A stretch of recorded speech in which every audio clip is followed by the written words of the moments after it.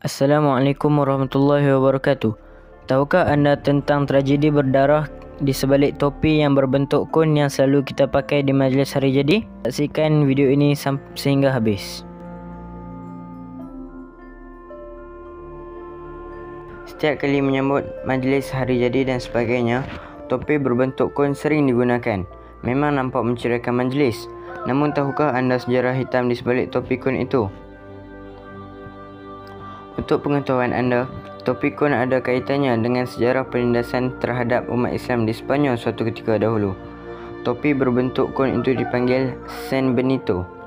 Namun, generasi umat Islam hari ini masih ramai yang tidak tahu. Dalam kajian kristologi yang disampaikan oleh Irana Handono, dahulu pada masa Raja Ferdinand dan Ratu Isabella, kedua-duanya penganut Kristian yang berkuasa di Andalusia. Ketika umat Islam dibunuh, mereka berdua memberi jaminan hidup kepada orang Islam dengan satu syarat, yakni keluar dari Islam. Maka untuk membezakan mana yang sudah murtad dan mana yang belum adalah ketika seorang Muslim menggunakan baju seragam, topi berbentuk kun dan dinamakan San Benito. Jadi San Benito adalah sebuah tanda berupa pakaian khusus untuk membezakan mana yang sudah murtad. Saat itu semua umat Islam di Andalusia dibunuh kecuali yang memakai San Benito. Itu bermaksud mereka bersedia untuk mengikuti agama Ratu Isabella. Topi ala San Benito itulah sebagai simbol orang Islam yang sudah murtad. Topi itu digunakan saat keluar rumah, termasuk ketika ke pasar. Dengan menggunakan San Benito, mereka aman dan tidak dibunuh. Dengan meletakkan San Benito di kepala, mereka akan selamat dan tidak akan dizalimi kerana sudah murtad. Selepas agendanya menghapuskan Islam di Andalusia berjaya, Ratu Isabella seterusnya memburu umat Islam yang lari dan bersembunyi di Amerika Selatan. Orang Islam yang ditangkap akan diseret dan dihadapkan ke hadapan lembaga penyiksaan oleh komuniti gereja.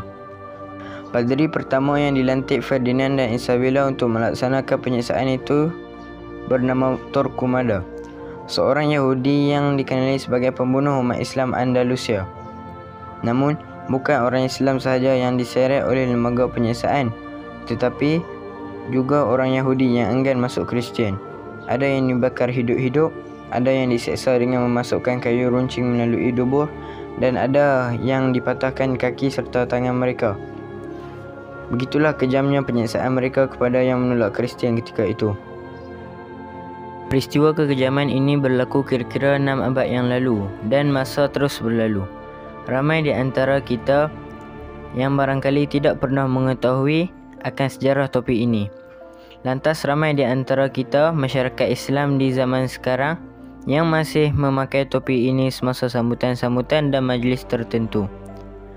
Tidak ketinggalan juga bangsa kita, yakni bangsa Melayu, yang beragama Islam turut memakai topi ini tanpa kita menyedari kisah di sebalik topi ini.